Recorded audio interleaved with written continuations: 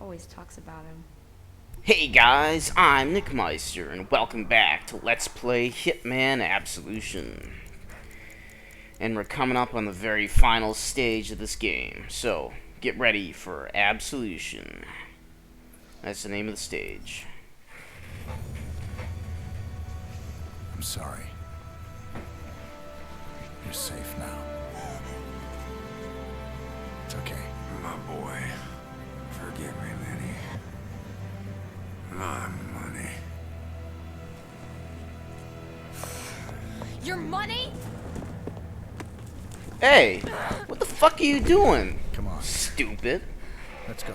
Don't throw away all that It's over. money? What the? What a waste. That's $10 million, guys. $10 million just flying away in the wind. Oh well. Dear 47, if you read this letter, I am most likely dead. You will have shot me for a traitor, and Travis will have won. Aw, man. Do not let him have the girl as well. Travis's division was conducting genetic experiments without the agency's knowledge, and Victoria was their crowning achievement. Why would they care whether or not he's doing genetic Give her experiments? the choice you never had. Protect Victoria and kill Benjamin Travis.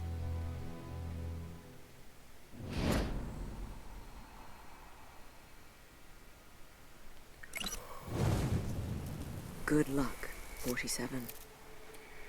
So, here we are in the final stage, and it's a pain in the ass. Travis, is the line secure? Go ahead. We've located the Burnwood family gravesite. Very well. Proceed with First things first, we need an outfit Honestly, to I get don't know through what to this expect to find. Our investigation part. was thorough. Diana Burnwood died Monday. We have the police. I don't know and where autopsy you would report. hide this guy's 47 body. himself confirmed the kill. What Never more really do you figured want? that out, but hey, We've underestimated 47 more than once. we're not here to do a perfect run. Burnwood is more than capable of faking her own death. She could outsmart you in a heartbeat. I'll freely admit it took me about 30 or 40 minutes to figure out a smooth and quick way to get through this section of the level without killing everyone in a very long firefight. There's a shit ton of guards all walking around. You know, and what are these guys doing exactly? Are they being paid just to stand out here? Because if so, that's it's not a bad job. I wouldn't mind having a job like that. So this guy over here can be trouble, so we want to wait for him to turn around like that. And then we're gonna climb all the way over here, over the flowers and the rock, and we're gonna pick this lock here. And there we go. It took me a whole while to figure out how to do that exactly, so I hope you guys appreciate it. Not that it really matters. When they hear you pulled these kind of resources to close down a cemetery, they're gonna start demanding answers. The real reason Burnwood went rogue, your little science project, everything could get exposed. I'm not going down because... So again, I'm not really sure why the agency would care whether or not he was doing superhuman clone experiments. It seems like they would like that, Chance. considering 47's their best agent. Start writing up your own epitaph. SAS and SOD types to take over protection duty. Call themselves the Praetorians after the Roman Emperor's personal guard. Best in the world, apparently. You know, to tell you the truth, I'm kind of relieved. 47 is really on the move. Travis is just a walking, breathing bullseye. So, Benjamin Travis's whole setup's kind of falling apart. As you can see, Jade is being more vocal about her, not thinking he's doing the right thing, and, well, even his own bodyguards are hoping that he's gonna bite the dust soon, so they don't have to put up with his bullshit. Can't say I blame them too much. They were mentioning some people we will be dealing with in a few minutes. I'm just gonna wait for this guy to turn around here and head back the other way. There we go. And what I'm going to do here is I'm going to take an outfit There's only one other guy in this section of the game that has it, so we won't have to worry about sneaking around or getting found out. What's going on with that Jade?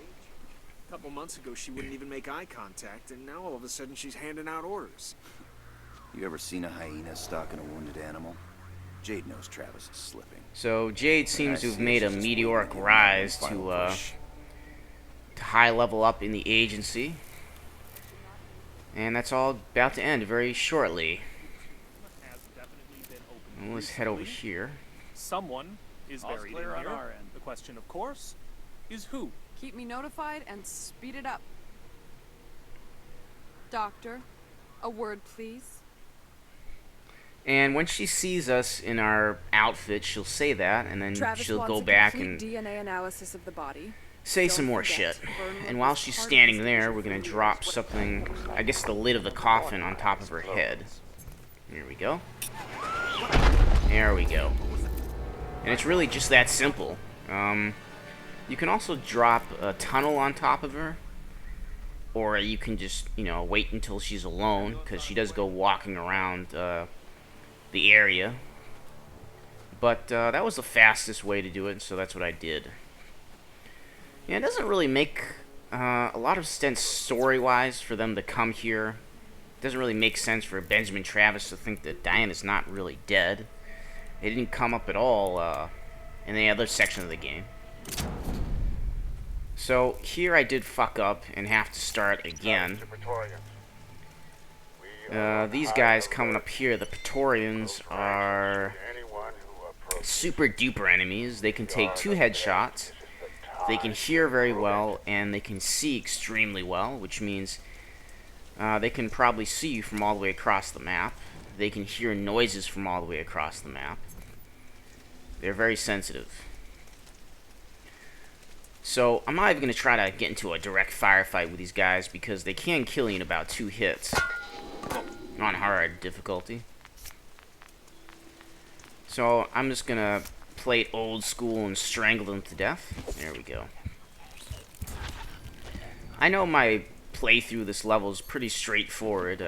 It's not normally how I do things, but honestly, there's not much to say about this level. I mean, design-wise, you know, art direction-wise, it's really beautiful. And here I am hoping that the guy up ahead will see the body and come over, but he doesn't do that, so I end up having to do something else. You know, these guys, they kind of remind me of this character called Todd in Breaking Bad. I don't know, their faces kind of look similar to that guy. Alright. I don't know if any of you guys are fans of Breaking Bad, but I'm a pretty big fan. Come out with your hands where I can see them. Okay. You gotta be really careful sneaking up on these guys. Here we go. One thing they do that no other enemy does is once they're done checking out something that's been thrown or dropped, they will run away from whatever the spot was instead of slowly walking away, which makes it a little hard to sneak up on them. I wonder if these guys are supposed to be clones themselves or something, or like triplets or something, or were the developers just, I don't know. I mean, they look different from any other enemy in the game, but they all look exactly the same. So is that supposed to mean something, or what? I don't know. Alright. He's going to take a sweet time coming over here. I think it would have been interesting if there were more super duper enemies like the Praetorians in the game.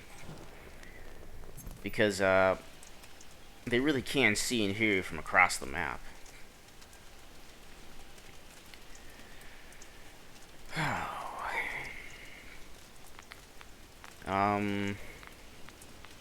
Now there he goes.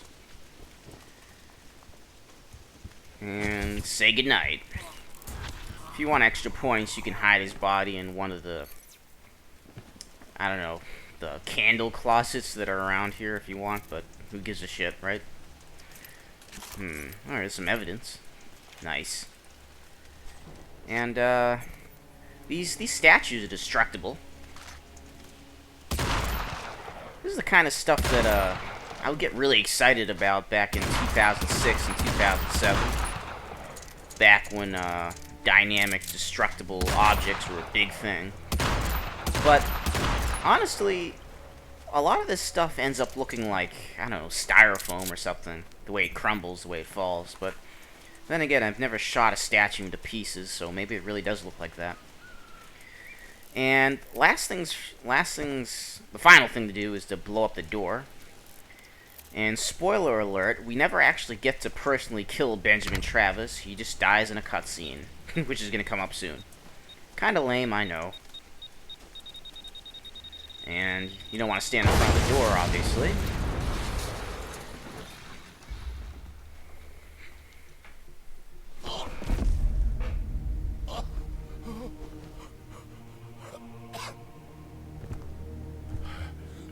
What the fuck? What was this guy even doing in here anyway? I mean, Diana's coffin was back in the other section, so... She was made to be a killer, just like you! It was gonna be perfect. Alright. Just tell me. Did you kill her? Diana. Is she really dead? You will never know. Fuck you, asshole.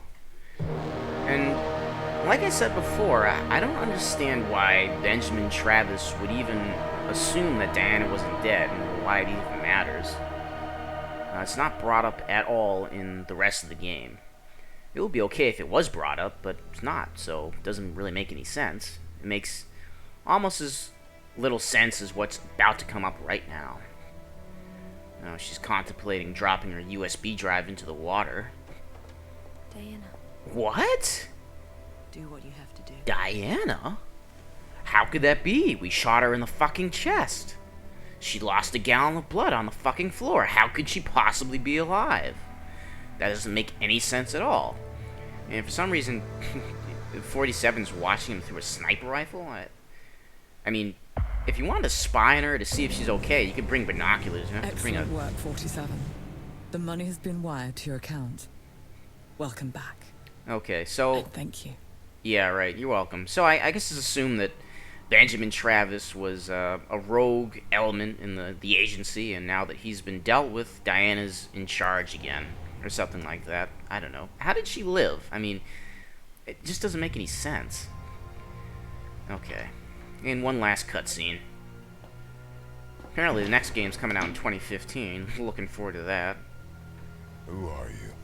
Why do you even give a shit? What the fuck? You really want to know? Was that thing just waiting in there? Help you find them. For a price, of course. Because remember, 47 said that shit before. But what could a down-and-out detective possibly pay him? Well, that's the end of the game. And I'm going to tell you right now, up front, that there's absolutely no other cutscenes after this. The credits last over 20 minutes, and they just loop indefinitely. So, what I'm going to do right now is I'm going to talk a little bit about, you know, my thoughts on the game and my future projects, things like that. First of all, I want to say thank you. I want to say thank you to all you people who've watched this series with me, whether you found it on YouTube, whether you were following the forum post, the thread on somethingawful.com. You know, I want to say thanks for showing your interest. If you post in a thread, thanks for that. You know, it really gives me the motivation I need to play through some of these games and work on these things week after week when people really, you know, offer their input, whether it's positive or negative or whatever. I want to say thanks to those people who have been following me through all my Let's Plays over the past year, because it's been about a year. I think I'm not going to be posting it on the 31st, but I am recording it on the 31st of August, and that was, I believe, was the first Blood Money video I ever posted last year, so it's been a year now. I want to say thanks to Circle Master in particular. He did a couple of co-commentaries with me. That was a lot of fun. And I think we'll be doing future projects together. What else? About this game, Hitman Absolution. Well, overall, I gotta say, I don't think this is a very good game. Okay, I know I've said that before, but I'm just gonna say it again. I don't think it was a good game. I don't think it's a good Hitman game, and I don't think it's a good stealth game either. A lot of the mechanics that you find in normal stealth games are a little ruined by the fact that there's a costume changing mechanic that really just makes them see you slower, notice you slower, which doesn't really make a lot of sense. The story, I mean, come on, video game stories typically aren't very good because they service the gameplay, I mean, it's the gameplay first, and then the story, and that's why they typically don't work as well as a movie or a book. And that's fine by me.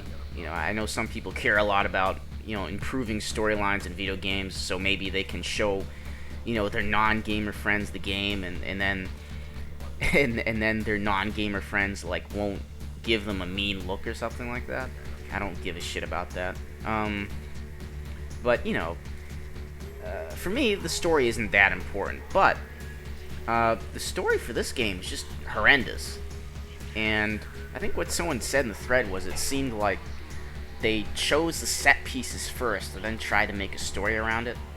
Maybe in a weekend, or drinking, smoking weed, and writing the shit, because it barely makes any fucking sense. Why would Benjamin Travis just all of a sudden assume that Diane isn't dead? Through the whole damn game, it never comes up that he suspects, and all of a sudden, come on. Also, I guess I can see Diana wanting to save Victoria for some reason. I mean, we don't know anything about her, so maybe she's a much more empathetic person than 47 is, even though she's a handler for assassins? But, why would the agency, the upper management, I guess even higher than Benjamin Travis, care whether or not he was trying to create another 47 person? It seems like they would like that, because, 47's the greatest contractor they've had, right? What else? Well, I guess Hitman Absolution is one of those games where if you really take the time, then you can have some enjoyment out of it, like the contracts mode. You can see funny things,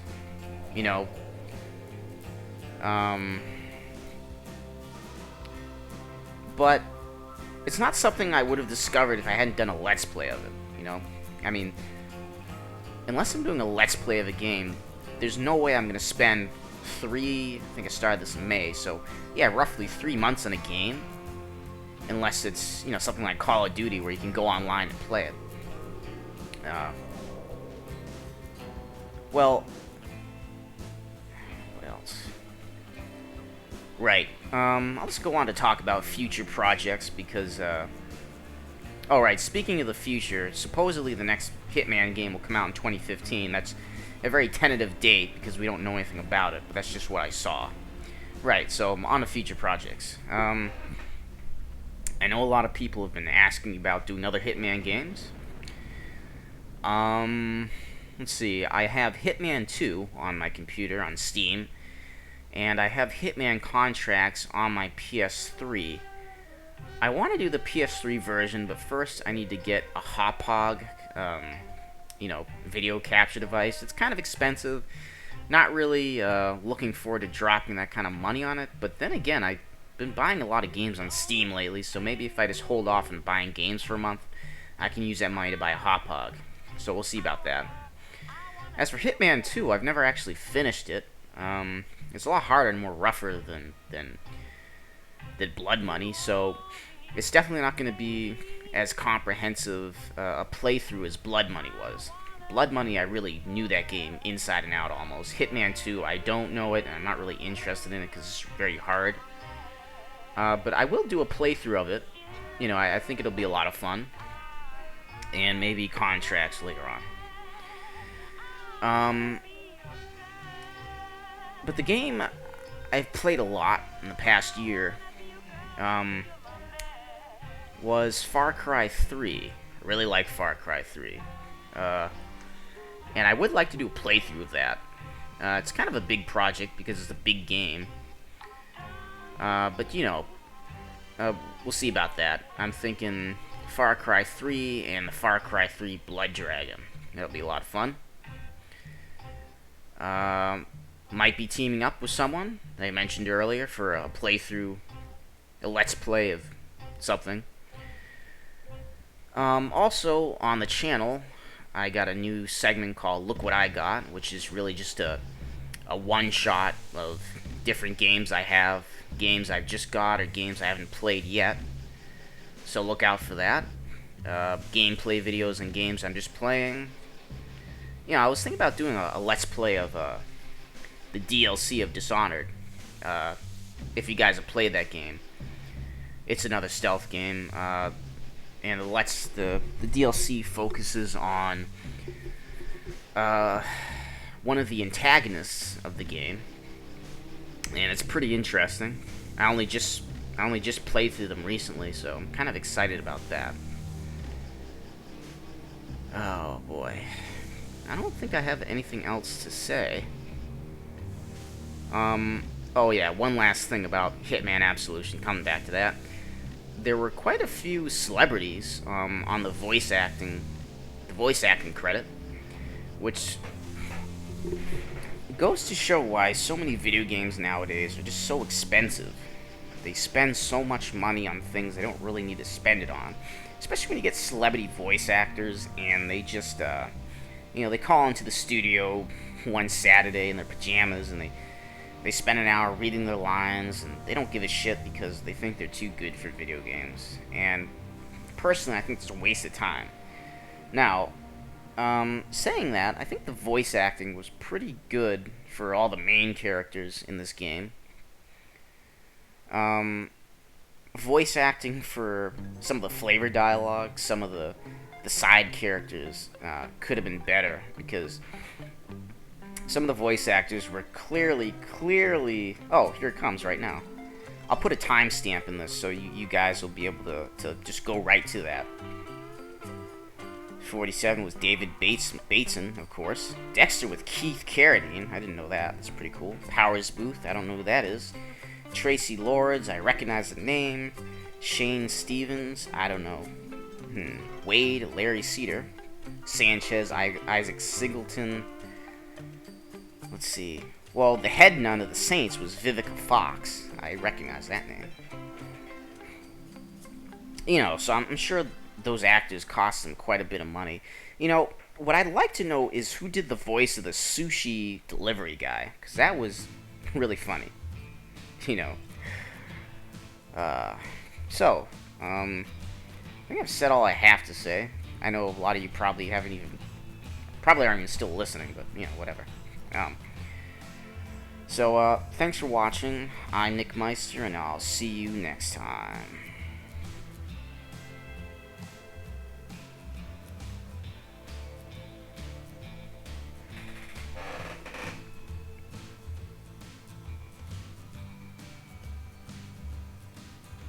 Huh. You know, I can't remember actually seeing that many people's faces in this game. It's odd. Alright, I'm done here.